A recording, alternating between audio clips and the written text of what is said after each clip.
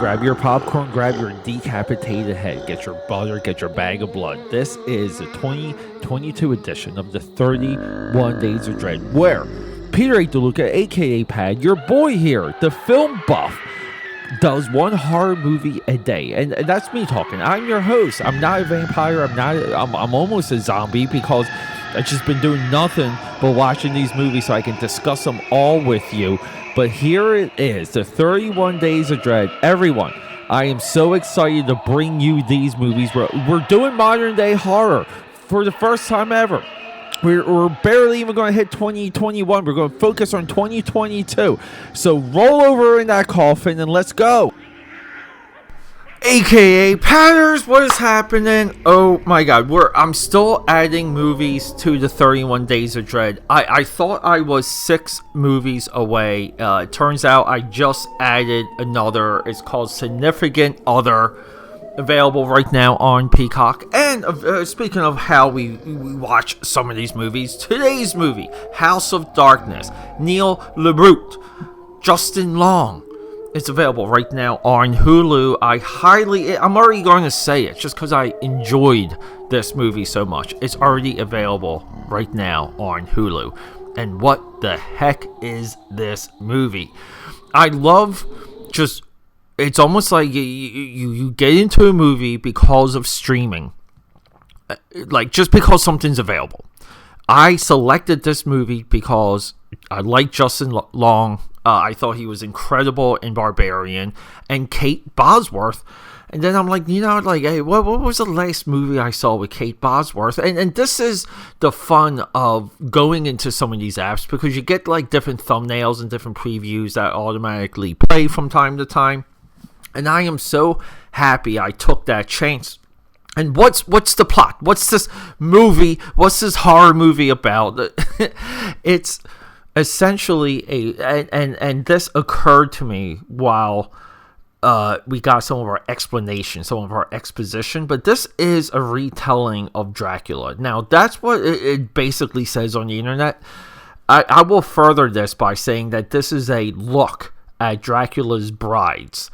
And it is a awesome, wonderful one-room type scene. One single play. Okay? This movie... Okay. This movie essentially is a play.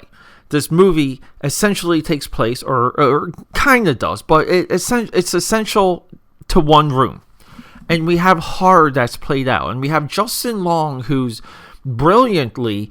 selecting roles where he's oddly unlikable but sympathetic at the same time. This is a long game that he's playing as an actor. He's re-educating the audience to what he's capable of and what he can do and what his range is as an actor. This is very close to what Matthew McConaughey did, and Matthew McConaughey details this in Greenlight, his book.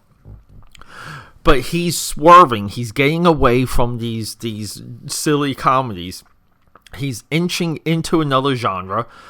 Brilliantly, I have to say more than once, he's sticking with horror, the only genre that's giving actors good material. Bravo to Justin Long. I mean, he is proving himself a career actor at this point. Neil LaBrute, our director.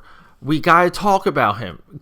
In the Company of Men, I remember during the indie craze of the 90s, In the Company of Men was essential viewing.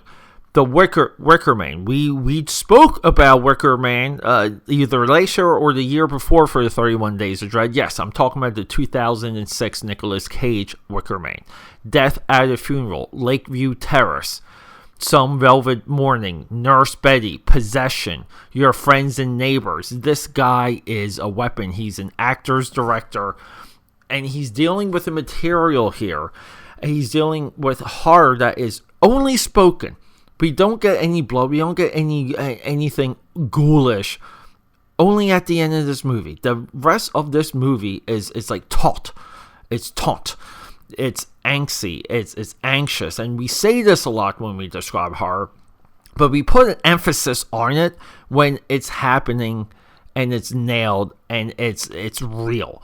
This movie, for whatever reason, is not getting traction on some of these aggregator sites, stuff like Rotten Tomatoes. This movie is a top tier movie. It really is. And it's not like a horror movie that deserves a sequel. This is a study. It's a study to what scares you. It's a study of what happens today at bars, or what kind of like a little bit of what men and women deal with when they meet one another at a bar and they go home, and the dangers and the threats of that. It's a real thing. I wouldn't say that this is a part of identity politics or wokeness. This movie is just a sliver. It's a piece of paper off the stack of our times. It's a sign of the times. And House of Darkness is shot wonderfully. It moves wonderfully. There is a awesome dream sequence, and again, like a hint towards the Dracula is Justin Long's like dream sequence where you're kind of being possessed. Your brain has a invader. These are all the things detailed in the Bram Stoker's Dracula. I'm talking the original book, and then other filmmakers and creators and authors and comic book creators have played with those ideas since then. But this freaking movie is nothing but fun, nothing but impressive, and it's good just to again be able to watch something where it doesn't have insane camera movements, no helicopter shots, no drone shots. We're just watching actors do their thing. We're watching everyone involved tell us a story. It's perfect. This movie, I wouldn't change a thing other than more people watching it, other than this movie being held up and heralded a little. But it doesn't work that way anymore. This movie came and went on stream, and that is it. And it's sad, but this is why we're seeing the 31 Days of Dread through, because I just really feel like it's all horror or nothing. And this kind of goes right into our next movie, Significant Other. We have to talk about this one as well. Very similar. Even though it takes place in the woods, we really don't have a one-room setting. But I will tell you, probably the on-location sets is like 400 square feet. Because that's how you shoot in the wilderness. But everyone, a little shorter of a conversation today, but I am recommending House of Darkness, available right now on Hulu, directed by the incredible Neil LaBrute, starring Justin Long and Kate Bosworth. It is worth every single ounce of your time, and please give this movie your time. It's the best thing you can do. Rock and roll. I love you. Let's get the future of film is horror, and thanks for all of that, everyone. Thanks for hanging out with me. Getting back to my point there, the future is horror. The future of cinema is horror. So everyone here, and I've never ever in all these years, I've never made this request.